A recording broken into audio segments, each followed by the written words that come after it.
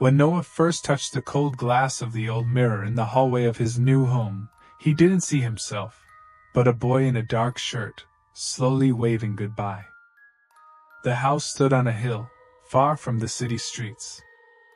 The seller had warned him that the mirror doesn't like too many questions.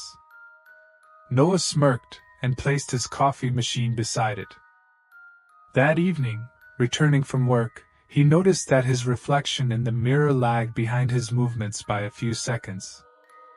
Just old glass, he thought, and covered the mirror with a towel for the night. The next day, Chloe, his sister, came to visit. She pulled off the towel and gasped. "Who is that with you in the photo?"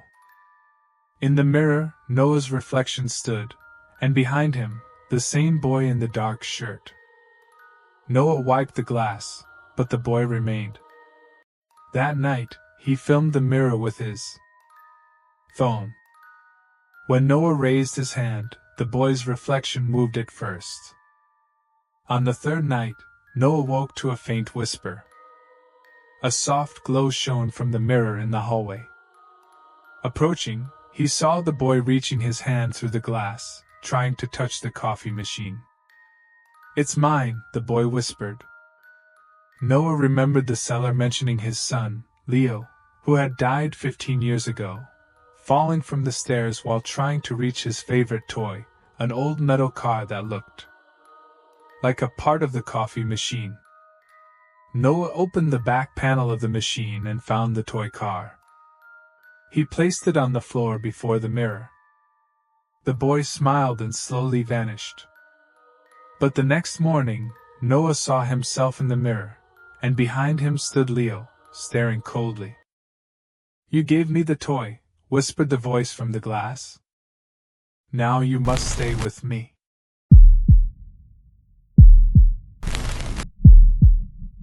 Marianne had just moved into a small, old one-bedroom apartment near the city center. It was cheap, quiet, and the only flaw, as she thought, was a worn-out wooden shelf in the far corner of the room, covered in dust and scraps of paper. After bringing in her belongings, she immediately decided to clean it up. She threw away the trash, wiped the dust, and placed her favorite novels on the shelf. That evening, while cooking dinner, Marianne glanced toward the corner, and noticed that one of the books, standing at the edge, had turned its back to her. Probably touched it by accident, she thought, and straightened it. The next day, it happened again. The same book, turned away from the room. Marianne began to watch more closely. At night, lying in bed with a book, she heard a faint creak of wooden boards. Jumping up, she saw the shelf slowly turning around its axis, the books shifting as if someone was rearranging them. Marianne froze. The shelf was fixed between two walls physically, it could not move. On the third night, she decided to test it. She placed the camera opposite the shelf and went to sleep. In the morning, reviewing the recording, she saw that around 3 a.m., from the dark seam between the shelf and the wall, a thin finger with a broken nail emerged. It slowly reached for the book, turned it, and rubbed the cover, leaving yellow stains. Then the finger withdrew, and the shelf creaked as if it was breathing. Terrified, Marianne decided to dismantle the shelf. When she removed the last board, she discovered a narrow gap in the wall. Inside lay an old diary, written in elegant handwriting. "I hide here from them. They are searching for me. If someone finds this diary, do not touch the shelf. It hides me." At the bottom of the page was a date. 1937. Marianne quickly put the board back and removed all her books. Now every night she hears faint whispers coming from the gap and watches as the shelf begins to slowly turn once again.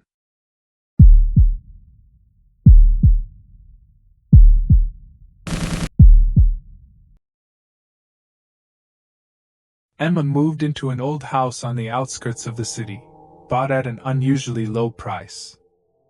She loved the spacious living room with its tall window overlooking the abandoned garden. On her first evening, she unpacked her belongings and sat down to read. Yet, every now and then, she felt as if someone was watching her from the window. When she looked up, there was only the dark, twisted tree outside. The next day, Liam, the neighbor from across the street, came to greet her. He glanced at the living room window and quietly said, "You won't keep the curtains open at night, will you? Clara used to live here. She vanished 15 years ago. They say every evening she stood at that window, staring into the garden." Emma smirked and replied that she didn't believe in ghost stories. But that night, she woke to a faint tapping on the glass. Looking up, she saw the figure of a woman in pale clothing, standing by the tree. Her face was hidden in shadow, but Emma noticed she was holding an old camera, identical to the one Emma kept on her shelf. Panicked, Emma switched off the light, but the tapping continued. The next morning, she decided to open an old box she had found in the living room closet. Inside was a camera and a stack of photographs. Each picture showed the window of her living room, and in the frame, Emma herself, asleep in bed. The last photo was taken at night. Beside her image stood the same woman, smiling faintly. Beneath it, written in elegant handwriting, "Now you are here. I am no longer alone." Emma looked toward the window, and there she was, the same woman, now pointing the camera directly at her. At that moment, the living room door slowly creaked open, and from the darkness came a whispering voice. "Get ready for the next picture, Emma."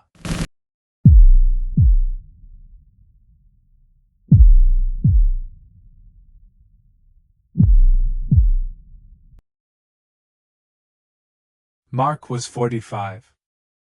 An accountant. A man who lived quietly, carefully, and with one memory he never allowed himself to touch. When he was a child, he once went out for a walk and forgot to take his younger brother Tom with him. Tom vanished. That was the story everyone knew. Years later, Mark found himself wandering through a memorial market, a place where the belongings of the dead were sold. He didn't know why he came. Only that something inside him felt unfinished. Among the stalls, his eyes stopped on a heavy wooden typewriter. Old. Scarred. Cold. Engraved on its casing were the words, "The Forgotten Trail." The seller, an old man with darkened teeth, held it out slowly. "It gives back what was lost," he said. "But it takes payment. Someone bought it a year ago. Never came back." Mark touched the wood. It was ice cold. That night, the typewriter stood in the corner of his apartment, waiting. He went to bed, and woke to the sound of keys pressing themselves. Metallic. Slow. The typewriter was no longer on the shelf. It stood on his desk.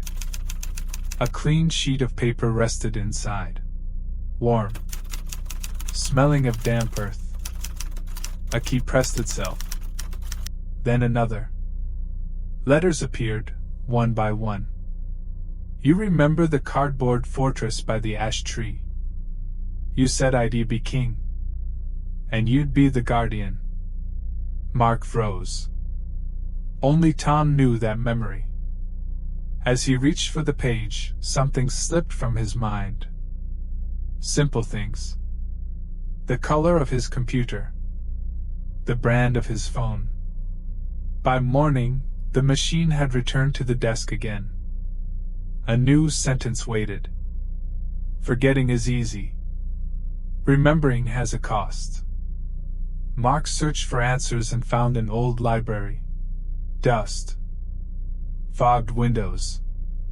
Books untouched for decades. In a 1957 catalog, he found a name, Edward Weiss, a psychologist who built a typewriter to preserve memories of the missing, to stop them from fading. His daughter had disappeared at 7. 10 years later, Weiss vanished too. His name erased from records. His face forgotten by everyone who knew him. Every disappearance was linked to the same machine. When Mark left the library, his wife called him. "Who is Edward?" she asked. "You said that name in your sleep." Mark tried to answer, and realized he no longer remembered where they first met. That evening, the typewriter typed again. "You didn't just forget me. You were afraid to remember." The truth returned in fragments. A pond. Cold water. Tom falling in. And Mark running away. He had never forgotten his brother. He had buried him. The key struck harder. "You wanted to forget. And the world forgot me." The word Tom appeared on the page. The ink was dark. Too dark. Faces on the walls blurred. His wife's voice on the phone hesitated when she said his name.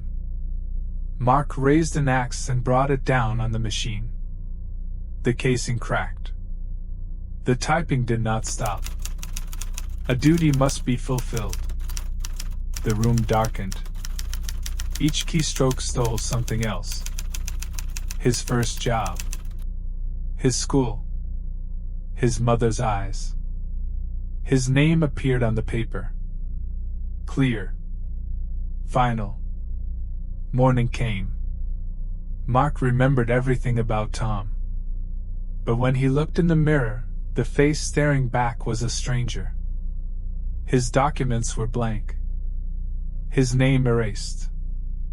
Neighbors passed through him as if he wasn't there.